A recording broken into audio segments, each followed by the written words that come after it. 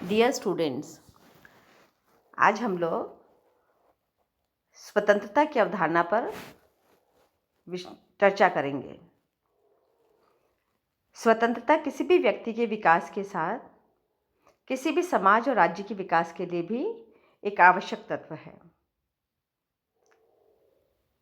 क्योंकि स्वतंत्रता ही एक ऐसा कारक है जिसके द्वारा व्यक्ति अपनी विचाराभिव्यक्ति कर सकता है, अपने अधिकारों का उपभोग कर सकता है, रचनात्मक कर्म कर सकता है और सबसे बड़ी बात, वो उन समस्त परिस्थितियों और अवसरों का लाभ उठा सकता है जिनका वो स्वतंत्रता के अभाव में लाभ नहीं उठा सकता।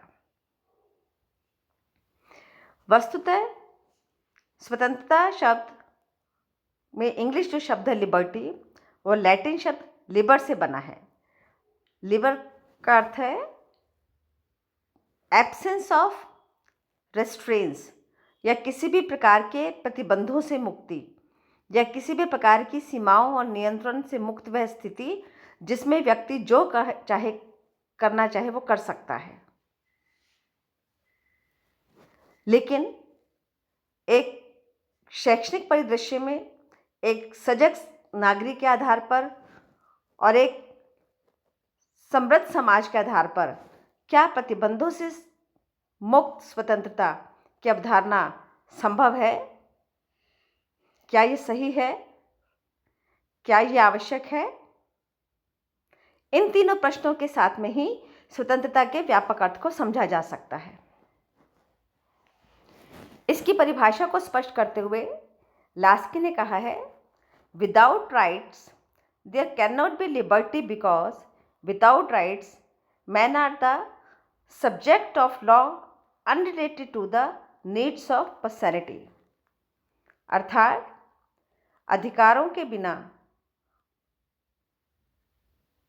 कोई स्वतंत्रता नहीं है, क्योंकि बिना अधिकारों के कोई भी व्यक्ति अपने व्यक्तित्व का उस तरीके से संवर्धन नहीं कर सकता जितना वो उसे करना चाहिए, करने की आवश्यकता है।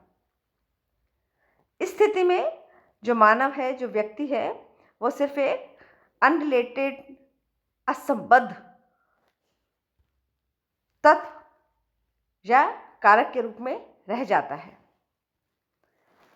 अधिकारों के उपयोग के लिए स्वतंत्रता आवश्यक है, लेकिन स्वतंत्रता कितनी हो, कब हो और किस अर्थ में हो, इसे स्पष्ट करते हैं तो हमारा प्रत्यक्ष संबंध जुड़ता है राज्य से, क्योंकि स्वतंत्रता किसके द्वारा प्रदत्त है, किसके द्वारा संरक्षित है? राज्य के द्वारा। और राज्य द्वारा क्या बनाए जाते हैं? कानून। और कानूनों का सीधा संबंध क्या होता है? स्वतंत्रता को परिभाषित करने से। इस संबंध में बार्कर का स्पष्ट मत है कि liberty is possible only in an ordered state, a state where the legal and political aspects of sovereignty coincide or nearly coincide. स्वतंत्रता वही संभव है जहां पर एक व्यवस्थित समाज हो, जिसकी राजनीतिक और विधिक संदर्भ संप्रभुता के साथ जुड़ते हो, कोइंसिडेंटली और कोइंसाइड करते हो। अर्थात राज्य की संप्रभुता को हम राजनीतिक और आर्थिक विधिक दृष्टि से व्यवस्थित समाज में किसके माध्यम से समझ सकते हैं? लिबर्टी के माध्यम से। एक संरक्षित, व्यवस्थित, संप्रभु समाज में स्वतंत्रता की परिभाषा को अलग तरीके से स्पष्ट किया जा सकता है, लेकिन राज्य आवश्यक है। राज्य आवश्यक है, कानून आवश्यक है।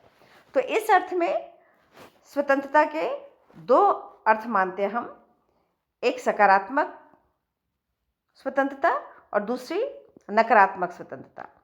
सकारात्मक स्वतंत्रता से आशय ये है, जब कोई भी व्यक्ति, समाज, समूह स्वतंत्रता का प्रयोग करे तो उस स्वतंत्रता में कुछ प्रतिबंध होते हैं, कुछ सीमाएं होती हैं, क्योंकि एक व्यक्ति, एक समूह की स्वतंत्रता से अन्य व्यक्ति की स्वतंत्रता का प्रत्यक्ष संबंध होता है। अर्थात प्रतिबंधों से मुक्त स्वतंत्रता को हम पॉजिटिव एस्पेक्ट ऑफ स्वतंत्रता या स्वतंत्रता का सकारात्मक स्वरूप नहीं मानते। स्वतंत्रता का सकारात्मक अर्थ, सकारात्मक स्वरूप उसी अर्थ में है जब किसी भी एक व्यक्ति की स्वतंत्रता के साथ अन्य व्यक्ति की स्वतंत्रता की भी रक्षा होती है। लेकिन नेगेटिव अर्थ पे इसका नकारात्मक अर्थ में अगर स्पष्ट करते हैं, जे.एस. मिल का मानना है कि बिना प्रतिबंधों के किसी भी व्यक्ति को पूर्ण स्वतंत्रता के प्रयोग का अधिकार होना चाहिए। स्वतंत्रता पर किसी भी प्रकार की सीमाएं नहीं होनी चाहिए। लेकिन मिल के इस मत को एक बौद्धिक परिदृश्य में तो स्वीकार किया जा सकता है, लेकिन सामाजिक दृष्टि से उसको स्वीकार नहीं किया जा सकता। स्वतंत्रता के विभिन्न स्वरूप हैं। प्राकृतिक स्वतंत्रता जो प्रकृतिदत्त है, जीने की स्वतंत्रता, अभिव्यक्ति की स्वतंत्रता जो एक नेचुरल लिबर्टी के रूप में व्यक्ति को प्राप्त होती है। सिविल लिबर्टीज, समूह बनाने की स्वतंत्रता, शिक्षा प्राप्त करने की स्वतंत्रता, जो नागरिक सेवाएं होती हैं उनका प्रयोग करने की स्वतंत्रता, वो सब किसके अंतर्गत आते हैं? सिविल लिबर्टीज़ के अंतर्गत आते हैं। पॉलिटिकल लिबर्टी, मत देने की स्वतंत्रता, मत अभिव्यक्त करने की स्वतंत्रता, समूह बनाने की स्वतंत्रता, समूह के द्वारा संगठनात्मक अभिव्यक्ति करने की स्वतंत्रता, प्रतिनिधि चुनने की स्वतंत्रता, सरकार चुनने की स्वतंत्रता, अपना विरोधी मत व्यक्त करने की स्वतंत्रता, ये राजनीतिक स्वतंत्रता के अंतर्गत आते हैं। पर्सनल लिबर्टी जिसमें आप अपने व्यक्तित्व के विकास के लिए, स्वयं की इच्छा के लिए, स्वयं की अभिरुचि के आधार पर अपनी स्वतंत्रता का प्रयोग कर सकते हैं।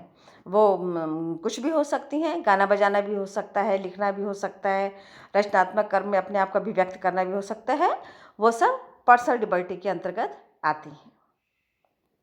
आर्थिक स्वतंत्रता, व्यापार की, व्यवसाय की, किस प्रकार का व्यवसाय करना है, कितना विनियोग करना है, लाभ किस प्रकार से कमाना है, तो ये सब आपकी आर्थिक स्वतंत्रताओं के अंतर्गत आती है। नेशनल लिबर्टी, प्रत्येक राष्ट्र के एक स्वतंत्र नागरिक के रूप में राष्ट्र के प्रति स्वतंत्रता का प्रयोग, कि आपकी राष्ट्र के प्रति निष्ठा और अभिव्यक्ति उस स्वतंत्रता में अभिव्यक्त होती है। प्रत्येक राष्ट्र का प्रत्येक स्वतंत्र नागरिक बाहर जाकर भी, विदेश में भी, अन्य प्लेटफॉर्म्स पर भी अपनी राष्ट्रीय स्वतंत्रता को अभिव्यक्त करता है राष्ट्रीयता के संदर्भ में। तो इस अर्थ में हम देखते हैं कि स्वतंत्रता एक ऐसी अवधारणा नहीं है जिसे हम निरपेक्ष रूप में स्वीकार कर सकें, एब्सोल्यूट फॉर्म में स्वीकार कर सकें। स्वतंत्रता एक सापेक्ष अवधारणा है जिसका प्रयोग और जिसकी प्राप्ति अन्य कारकों को प्रभावित करने के कारण अपनी सापेक्षता को स्पष्ट करती है। स्वतंत्रता और समानता का प्रत्यक्ष संबंध है। हम अगले लेक्चर में समानता और स्वतंत्रता के अंतर संबंध को स्पष्ट करेंगे।